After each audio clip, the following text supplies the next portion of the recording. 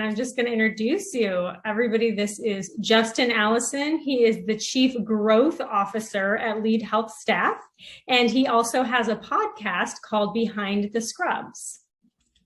Yes. Well, hello, Erica. Hello again. Thank you for the very warm intro. I'm very excited, and I'm going to try to keep my energy at a stable level. But I'm very excited. I'm filled with gratitude for you and this opportunity to chat with you some more. It's been a ton of fun getting to know you over the last couple of weeks. But thank you for having me on. Thank you so much for coming on. I appreciate your time. Are you kidding me? This is great. Okay, so we were chatting about what we were going to chat about today, and then we decided, we don't know, we're just going to start recording. So here we are. We'll see where this video ends up today. I love that. I'm all in on that because wherever the conversation goes, we will go.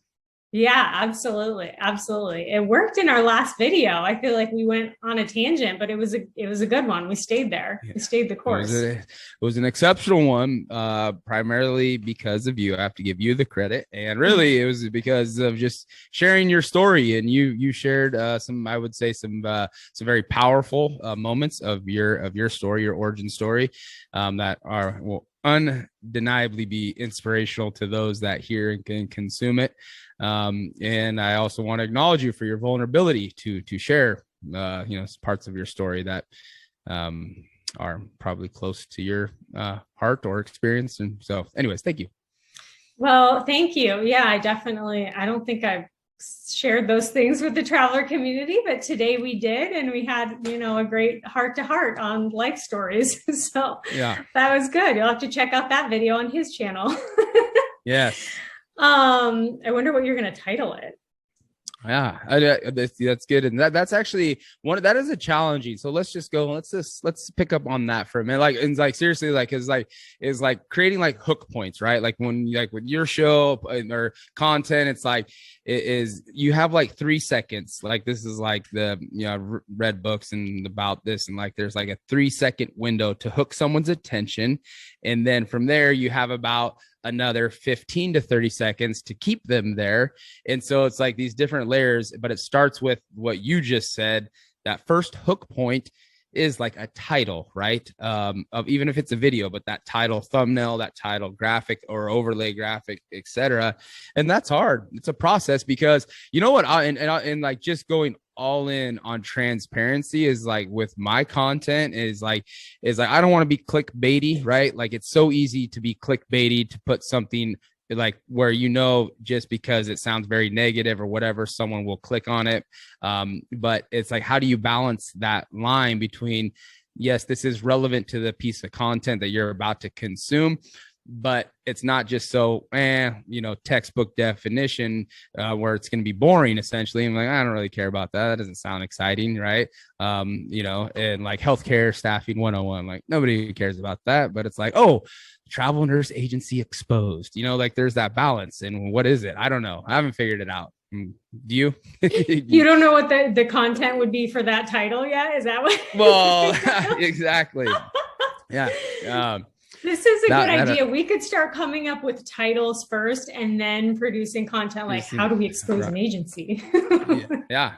Oh, you go ahead right now. Take your best shot at it. I was just, as you were saying that, I was thinking of the last 2 emails that I sent out in the newsletters or our introductory emails. And one was agencies keep 30% of the paycheck. And then the other one was it's like Bumble for PTs. Yeah. I'm is that weird clickbaity? I don't know. It's kind of what we're talking about. No, I like that. We talked about that, the Bumble for PTs. I mean, really, that's the world that some travelers are living in now, meaning swiping right to find the match of a job, or there's literally that. And that's more of where we're headed to in the healthcare traveling ecosystem, meaning with the digital transformation that we're going through.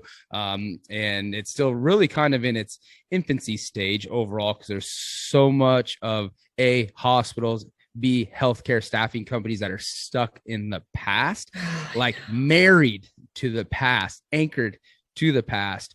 It's a very small very small percentage that are actually doing something in that transformation. And then there's another middle layer, at least on the agent. I should be careful and stay within context of what I know, the staffing agency side, that middle layer that, oh yeah, they'll acknowledge we're aware of this digital transformation and where we're headed. But guess what? We're going to go on record and we're not going to do anything for the next 2 years. Like that's like a real thing right now. And which, I guess you got to.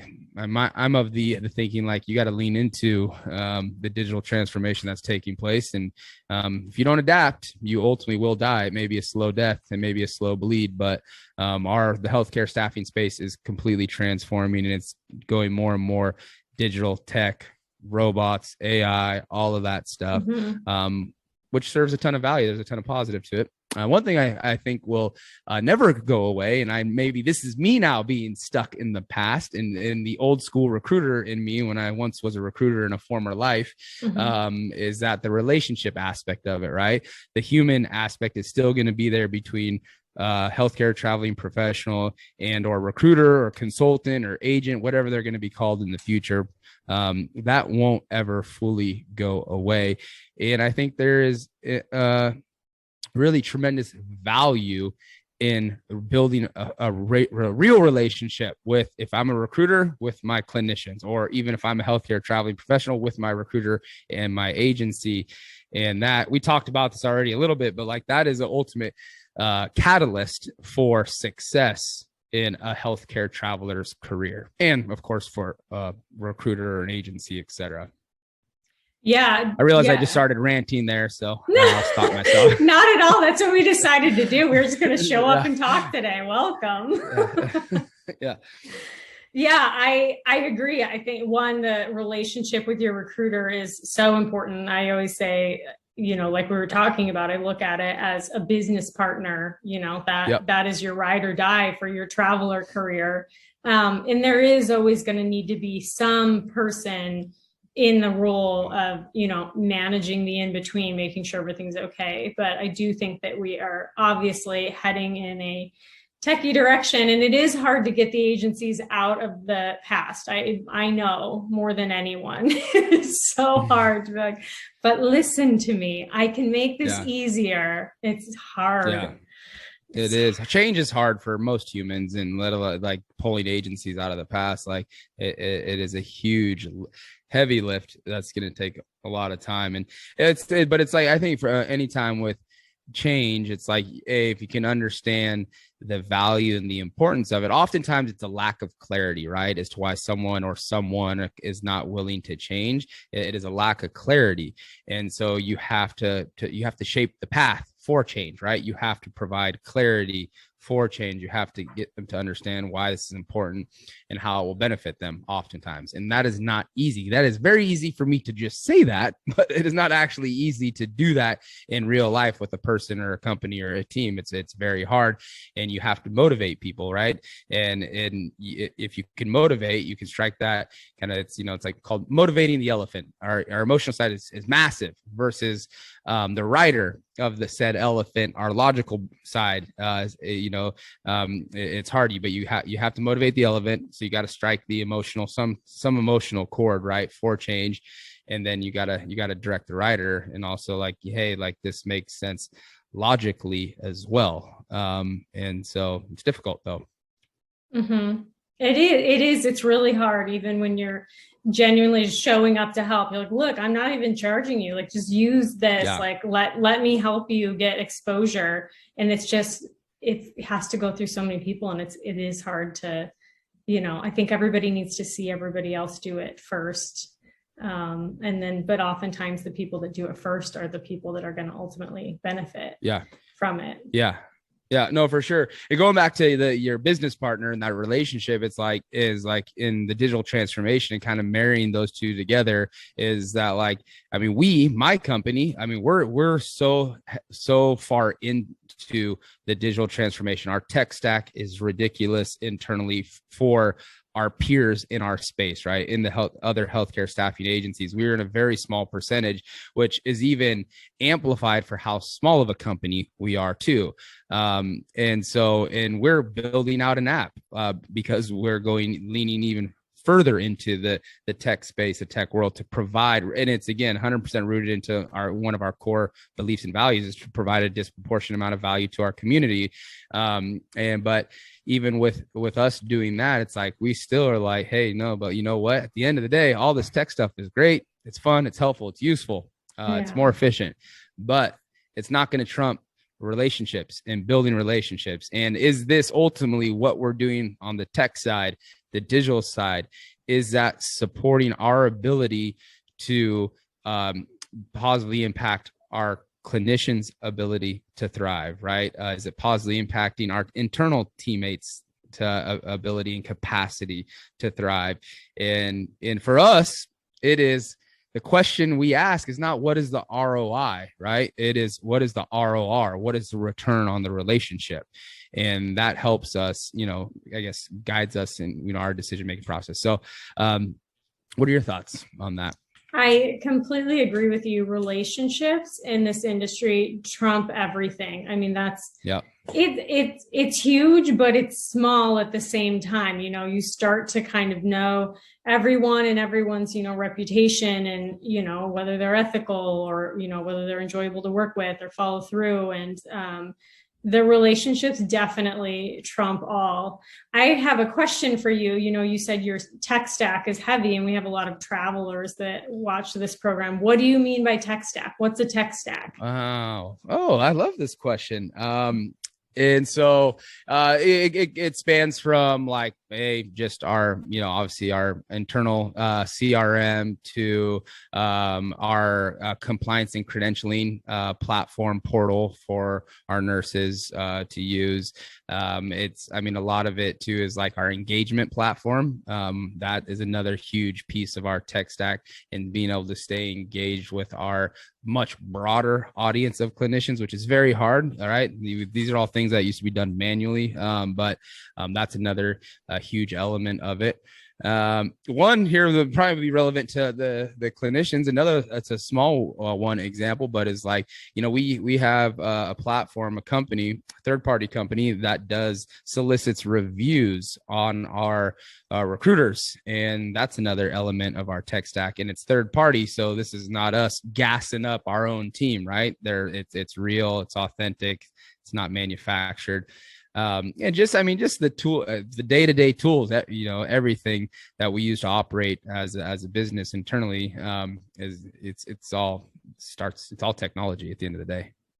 One way, like another thing too, which is like, I literally like, it's crazy though, is like, as there's so much good to it, but like, I often feel like I live in a virtual reality show now because things are so digital and so virtual. I know. It's so true. Yeah.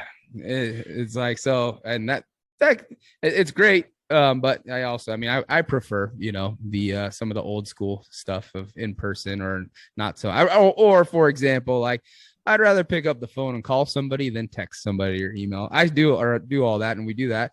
But I actually even prefer what we're doing now, even a step further to the old fashioned phone call is doing a video call. Right. We do that. That's literally the only way we communicate internally, outside of like chat, of course, but it's all video calls because it just helps bring it's one step closer. So anyways, this is super weird. We've had a weird day, but good. I like weird. Weird is good. Let's lean into that. Let's lean in. This is so true. I woke up this morning with just this like stress in my chest. And what it was we do live in this like virtual reality where all of our relationships are based on what we put out on the internet. We couldn't even just have this conversation. I couldn't just have met you through Ryan and then called you and we have this conversation. We have to schedule a time. We have to set it up. We have to fix our cameras. Everything has to get so manicured before we can build relationships with people. And it's true for videos. It's true for what people know about you on social media and everything. Like, it's so much effort to know people anymore. You know, I was thinking, like, it feels like sad. Like, I love meeting people in person. I love like human interaction, and like I thrive there. But like when you're on a screen, it's different. It's great that you can see everyone. It's great that you can talk to everyone. But one, it takes so much effort to like have that and show people that that exists versus just being in a crowd. And two, it's not the same as when you're in person. And it's so like, it's so much effort to like create and manufacture. You're also like, as a viewer or even like recording, you're like, okay, how much of this is manufactured? How much of this is like, I'm turned on for the camera, or I need to get this message to you, so let's try to do it all nonchalantly, and you're suspicious of what you're watching. You know, it's like you don't know where authentic is. And you also like, it's so hard to like find people because it's so hard to get, you know, just yourself out there. Yeah. No, I agree. 100%. I'm going to go back to the very beginning of what you said when you're like, you woke up with this feeling in your chest. And I thought you were going to say because you had to speak to this crazy executive of a travel nurse staffing company. That's what I thought you were going to go, where you originally were going with that. I did. I woke up so scared to talk to you. No, I was excited to talk to you and to do both of our shows. And no, definitely. Well, one other thing I want to add on to, though, is, and it's really to spread positivity about what you just articulated so well in this digital world, and relate how relationships have changed more, is though it's because it's to acknowledge what you said. It is a new era in developing relationships, right? However, is though these digital relationships, or whatever you want to call them, so they do and can turn into real life relationships, right? And where you're meeting someone online, but then it becomes a real life relationship. And like, that is for me, like, honestly, like one of like my, and usually when someone says honestly, that is an indicator they're not being honest all the time. So I want to clear that up. Interesting. I didn't know that. Okay. I'll pay attention now. Yeah. Yes. I have to call myself out live on record. Clear that up. But anyways, so is that like that I guess where I was going with it is like, I have formed like so many like real relationships that all started online on social, a lot of it because of creating content specifically. Right. So there, I guess what I was trying to highlight is, even if we're like, the relationship starts online, digital, but it could still turn into a real life, real actual relationship too. Whether that's a friend, partner, business, you know, all any bucket of a relationship, all of the above. That it is helpful to leverage technology and social media and content to create real life relationships too, though, at the end of the day. Mm-hmm. I totally agree. And I think the challenge, though, for us by nature is that we are travelers and we're in one place for 13 weeks, and trying to coordinate that is it's very hard. So you definitely have relationships where you're definitely friends or have a real relationship, but it is online still, because we're, you know, on the road and everybody lives in a different place in the country. Okay. And this is the question I was going to ask you when we started and we didn't know what we were going to talk about. So I wanted to, you said something to me when we first met, and it was related to, you were putting out this content and you're doing it because you want to, which same, I started this because I wanted to. The list didn't exist. I was nobody. I just wanted to, you know, talk about life as a traveler. And you had said to me, you know, you had low like responses and things on your podcast, but you had actually had really good relationships and like met a bunch of people, even though it seems like you have low viewership or low likes or low whatever. Vanity metrics, the vanity metrics that you're talking about. Vanity metrics. Yeah. Yes.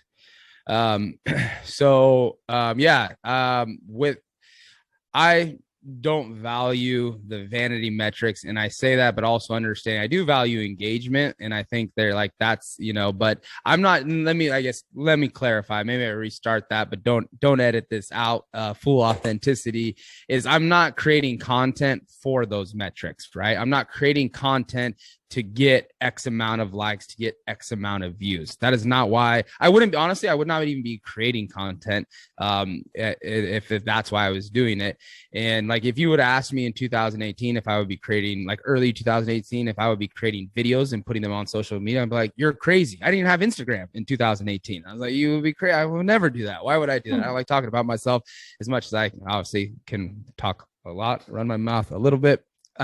However, the vanity metric is not why I do it 100%. And it is to try to positively impact someone's life, or a community. It is to provide value through inspiration, through education, through motivation, through valuetainment, and entertainment. And so, and that was like why I initially like, well, I can get behind that. And like, that's going to be my intent for creating content, any type of content, for creating the podcast.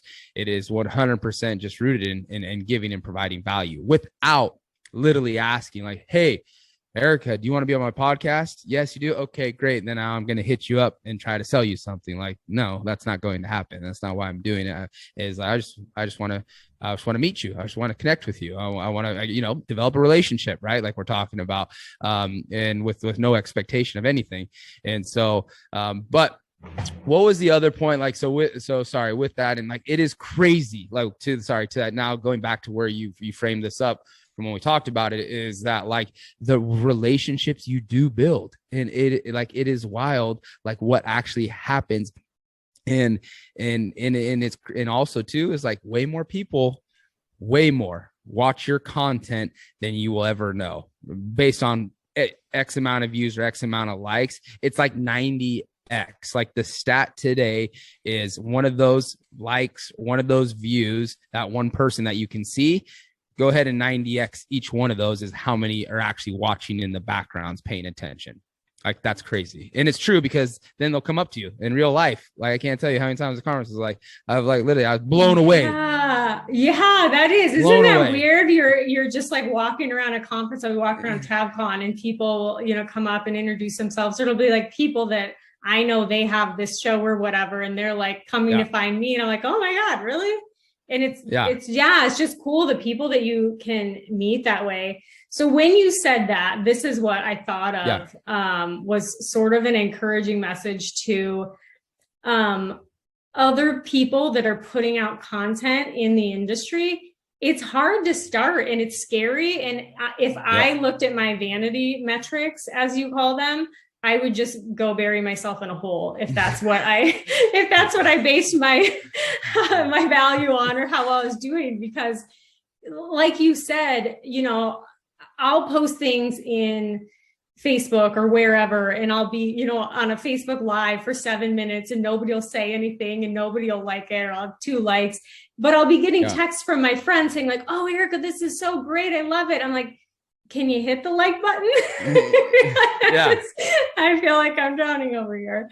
But I think that is to say, like, when you're putting out content, one, people just don't interact with it, tell you that they're interacting with it as much as they are. They're probably seeing it, but they're scrolling past and they're just not stopping to acknowledge it. So just because you have like low viewership or likes or whatever it is, like, don't stop putting out your content. As long as you're doing it because it's something you're interested in talking about, then keep going and don't get discouraged by it. Because we all, if any of us looked at it. And you'll be a whole lot happier if you do that without the expectation of likes and views, right? If you don't have, when you put it out and you don't have the expectation of X amount of views, X amount of likes, then it won't slow you down. It won't trip you up. It won't make you question yourself as to why you're doing it. Now, to pivot is like, for me is like, obviously I don't think about that stuff. I don't worry about how many like views, likes, meaning like predetermined needs to do this, that, or the other. But I am trying to create content contextual to my audience, right? So like I am very thoughtful of like what is the context I'm putting, or the content I'm putting out, and is it contextual to my audience? Also, every platform is different too, right? Some you can put, but like it's like no, a little micro cut for Instagram is maybe not going to be the same micro cut I would use for a LinkedIn audience, right? Two different platforms. Yeah, there's nurses on both platforms, but different types of nurses on there that are active on those kind of platforms, right? And so yeah, it's like it's hard at the end of the day. But I think if it's like you understand, you believe in kind of what you're saying, you're talking about something you're passionate about, you believe in, and then just do it and just keep doing it, and it will work out. You got to play the long game though. I think that's probably the best message to hit home on, is if you're playing the long game, then just stick to what you believe in, what you're passionate about, and just speak your truth. Yeah, definitely. That's true. The longer you do it, the more engaged people will be with you. And I think, part of it's sort of like been a theme the last couple of days that we've been talking about, you and, other people I've been talking to, is about travelers supporting travelers.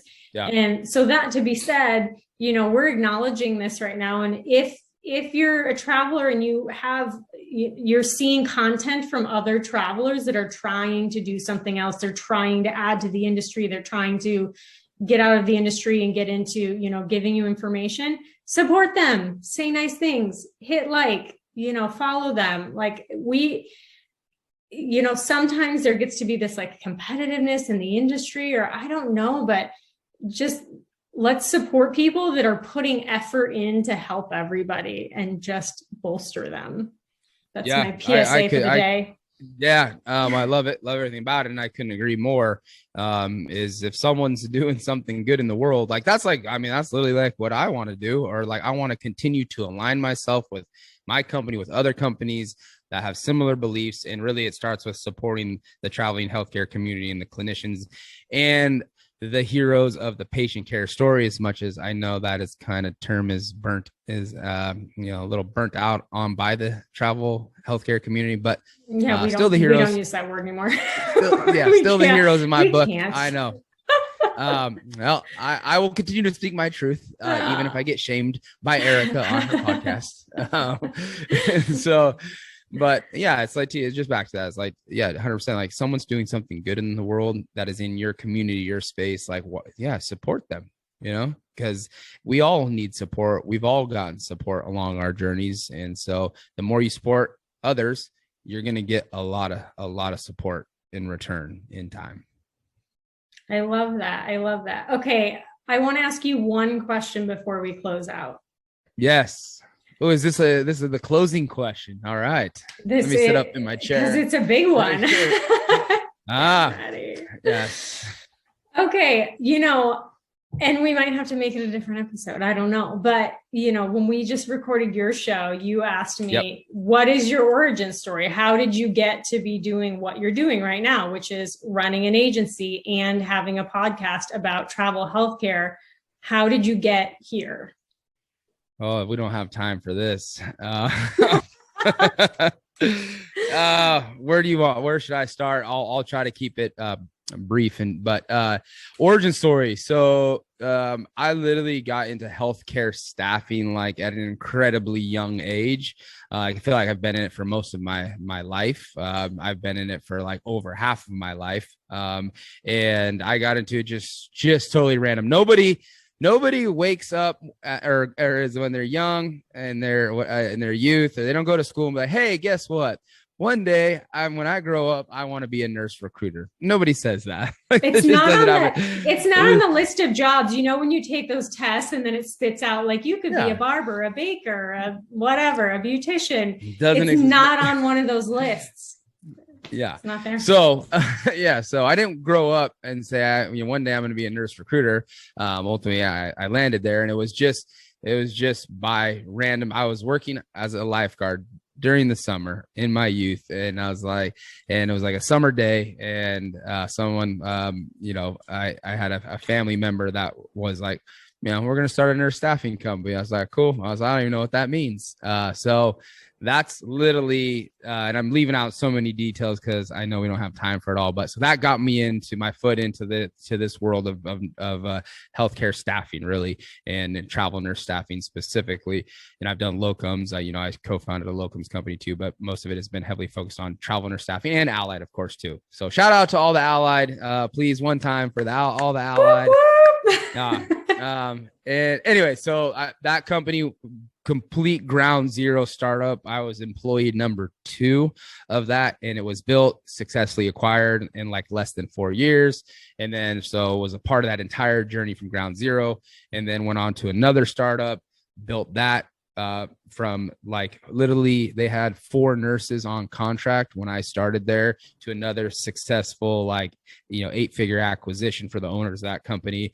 Co-founded a company with my brother. And then during the pandemic, that pivoted back to travel nursing. That's what landed me with Lead and building this company. And so that's kind of my origin story with the healthcare staffing specifics. But as far as the content podcast is we kind of touched on it, is like I just do fundamentally believe it's a new era in time in developing relationships, and there's an abundance of opportunity to do that thanks to the internet, thanks to social media, thanks to podcasts. Like seriously, we wouldn't even know each other if it literally wasn't because of a podcast, because I wouldn't have built a relationship with Ryan and Emily at MedVenture, and Ryan would not have connected you and I because of the podcast. So it's a new era in developing relationships, real relationships, obviously. But and so I was just like, man, I was like, this is obvious. I see this, and so I'm going to actually participate in it. And so fast forward for 4 years, I've been in the content game, creating it, and this podcast hasn't been around that long. It's a little over a year, but that's kind of how it all came to be. Awesome. I like it. Well, I like having reps from agencies on the show too. And, just getting to know the human behind the agency, so we have sometimes these super business relationships, but just to be able to see behind the curtain, like who's running these agencies, what are they like, how, what do they believe in? I think that's really cool and powerful. And it, represents better your agency, their ethics behind it and who's running it. So I'm super glad that you came on, and I really appreciate your time and all your awesome insights.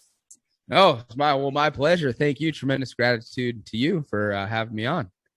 And Justin, what do you want to say about if travelers want to find your agency or your podcast, where should they go?